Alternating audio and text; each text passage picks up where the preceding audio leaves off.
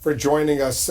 Tell us about this new interpretation of the justification of sex slaves, as you will, saying this is part of Sharia law. Well, I think it's really interesting. Obviously, the 1.6 billion Muslims in the world would disagree with this perversion of the words of the Quran. And what's actually interesting to me about this is one of the first times we've seen them give a public justification for the behavior which they've been getting criticism of in the past few weeks. So it shows me that they've found the need to come on the defensive, which I think is interesting, because maybe they're feeling like there are people questioning some of their brutal tactics that we've been seeing and that we've been seeing people in the media focus on over the last month or two. And so they're saying flatly that if you're a woman and an infidel, meaning a non-Muslim, that you're allowed to be taken and made into a sex slave? Yes, if you look at the magazine article itself, it actually distinguishes between Muslim women and non-Muslim women. If you're a non-Muslim woman, it says you either have to be forced to convert or killed. And if you're a Muslim woman, they're saying that the justification is that this is okay, and this falls within,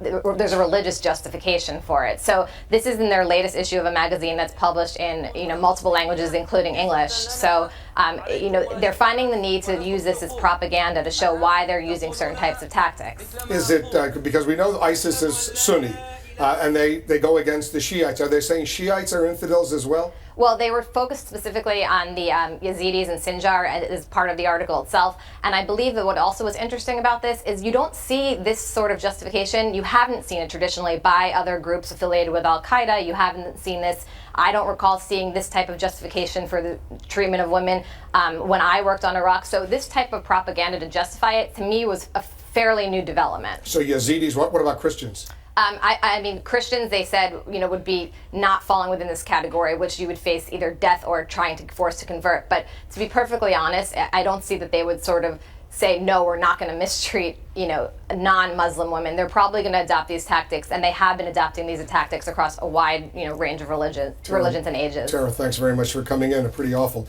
situation over there. Thanks very much, Tara Mel.